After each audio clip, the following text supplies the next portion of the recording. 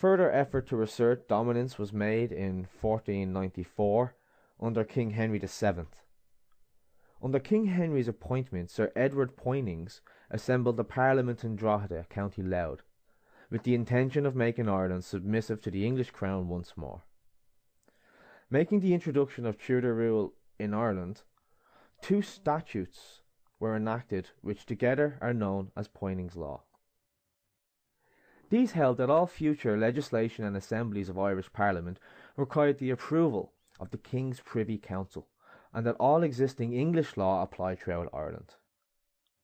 But again, this was of little effect beyond the Pale, where the early Irish traditions and Brehon Law continued to flourish. Areas outside the Pale experienced a revival of Irish culture. The Gaelic lords recovered their lands and increased their power. Central Ulster was home to the mighty O'Neill clan, while South Munster we had the O'Sullivans, the O'Sullivans and the McCarthys.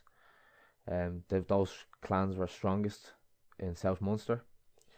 And Wexford and Wicklow were the homes to the Kavanaghs and the O'Tooles. And in County Clare you had the powerful O'Brien clan.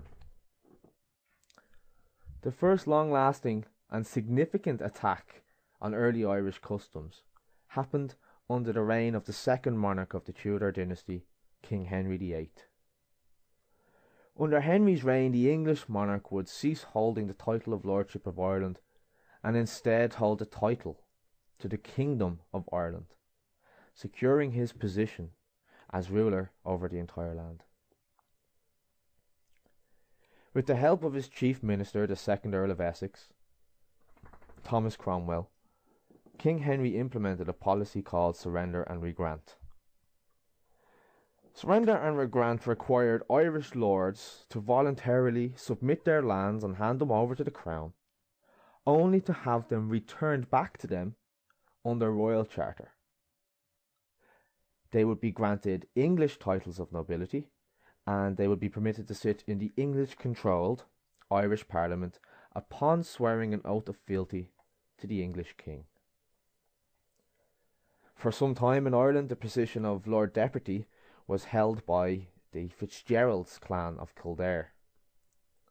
The 9th Earl of Kildare, Lord Deputy Gerald Fitzgerald, also known as Gearóid Óg, which means young Gerald, was a powerful man and had conquered the lands of many rival clans.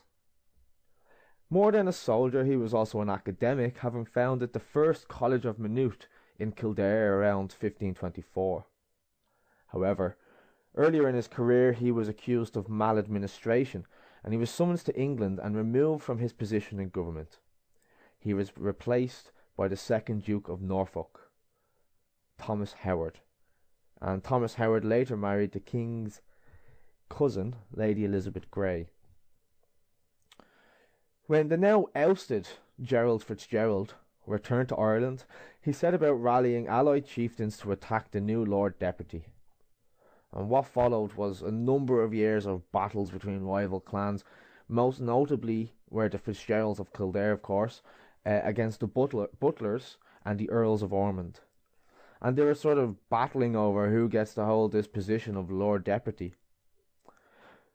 After multiple appeals to the king for assistance from both sides, and with both sides claiming that they were the ones who had been wronged by the other in some way, and both sides claiming, some sort of compensation, it became clear by 1533 that animosity between the two families was so strong that war was inevitable, so long as either family held the title of Lord Deputy of Ireland.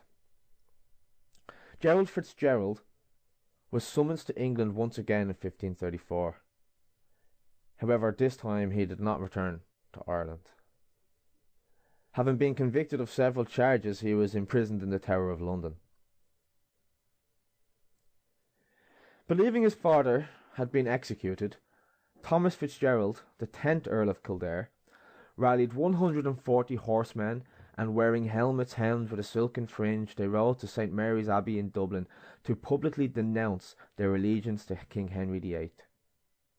This act of defiance earned him the nickname Silken Thomas. and he went on to lead a rebellion against the English rule in Ireland by first attacking the stronghold of Dublin Castle. But the story of Silken Thomas is but another tragic chapter of failed rebellion in Irish history. Driven by anger and a desire to avenge his father's execution, Thomas's determination was his downfall. He ordered the Archbishop of Clontarf be executed for attempting to intervene and find a resolution, and thus not only did he lose the support of the clergy and general sympathy for his cause, he now faced the very serious threat of excommunication. The very cruel twist of fate here is that his father, young Gerald Fitzgerald, had not been executed at all, and he was still in the Tower of London. He was no doubt living in squalor and being treated as a prisoner, but it wasn't until the news had reached him of his son's failing rebellion and impending excommunication that he was overcome with grief and died. Silken Thomas was killed by Sir William Skeffington in March 1935, having suffered losses and retreating from Dublin to his stronghold in Maynooth in his homelands of County Kildare. The failed rebellion caused Henry to pay much closer attention to Irish affairs and may have directly influenced the creation of further significant pieces of legislation.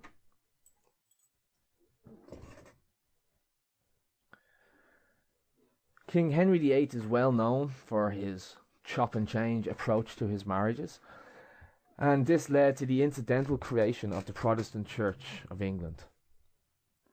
King Henry's desire for a male heir and his willingness to simply dispose of those who failed to produce reflects the patriarchal dominance that was found throughout history, and particularly at that time.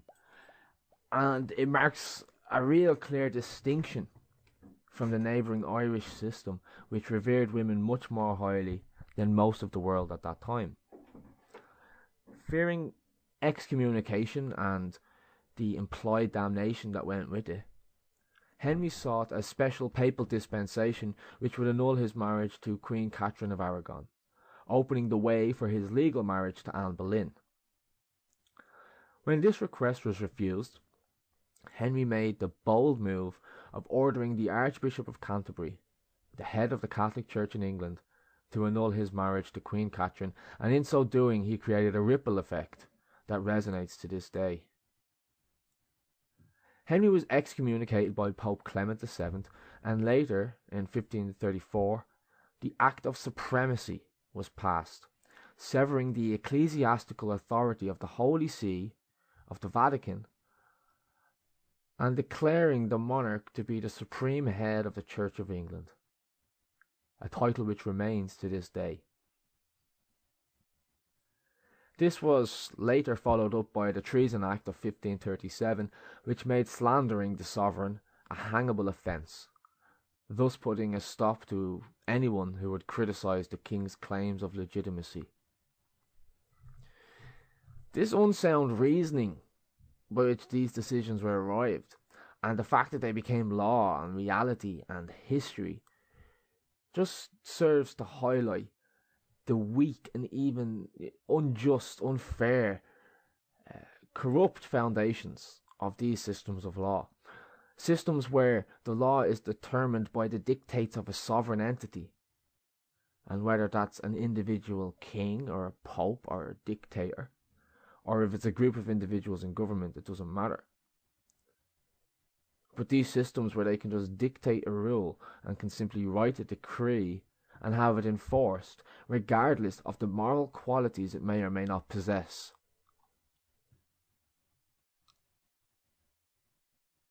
But King Henry's creation of the Church of England and his leaving of the Catholic Church created a very interesting situation. Remember, the initial authority over Ireland was given to King Henry through the papal bull, King Henry II, through the papal bull Laudabiliter, which bestowed upon him and his heirs the title of Dominus Hiberniae, Lord of Ireland. And through this, the king would act as the Vatican's agent in Ireland by collecting taxes and establishing the supremacy of the Roman Church and the Holy See in Ireland. The dissolution of papal authority through the Act of Supremacy also led to the dissolution of the king's claim to the title of Dominus Hiberniae, Lord of Ireland. But Henry, being the king and now being the head of the church, simply created a new title for himself when his parliament passed the Crown of Ireland Act in 1542. This was an act that would make the King of England, his heirs and successors, kings of Ireland. Now he held a title which was recognised only by the Protestant monarchs at the time. But he held a title nonetheless to the claim of the Kingdom of Ireland. At first, his claim was ignored by the papacy, obviously, and the Catholic monarchs of Europe. And it wasn't until 1553 when the English polity, the English structure, was shook up by the forceful Mary Tudor, who was the daughter of Henry VIII by his first wife, Queen Catherine of Aragon. Queen Mary I was a staunch Catholic and the first woman to successfully succeed the throne of England upon the death of her brother, King Edward VI. King Edward VI was the only son of King Henry, and he was crowned a boy king at the tender age of 9. Imagine that. Imagine a 9-year-old boy born into royalty, put a crown upon his head, and he's the ruler of a nation. This could never happen under the Brehon Law. Again, because of the rules of inheritance, how they passed the title of being the chieftain of the clan. So once Queen Mary succeeded to the throne, her first act of parliament was to recognise her father's marriage to her mother, which had been annulled, and this further legitimised her claim as rightful heir. And finding England in the aftermath of King Henry's efforts at Reformation, Queen Mary sought to thwart the rise of Protestantism and put an end to the religious and political turmoil plaguing her land. Her cruel persecution of Protestants during this time earned her the name Bloody Mary. With the supremacy of the Vatican restored through this Catholic monarch, the claim to Monarch of Ireland was recognised by the papacy in 1555 and acknowledged Queen Mary to be sovereign over the Kingdom of Ireland. As a result, there would be 2 states, 2 lands, 2 peoples, but only one prevailing monarch. As time passes, the push for English dominance over the land of Ireland increases. Efforts to pacify and anglicise the native Irish people included the enactment of martial law in areas that were most hostile to the foreign command, but again, these efforts had little lasting effects. Attempts at English plantations in Offaly and Laois were unsuccessful, and later plantations in Munster came into legal difficulties when local landowners decided to sue. This point alone gives another small indicator of the awareness that these people had for law. The fact that they were going to sue these people who came over with the plantations and claimed this land as their own.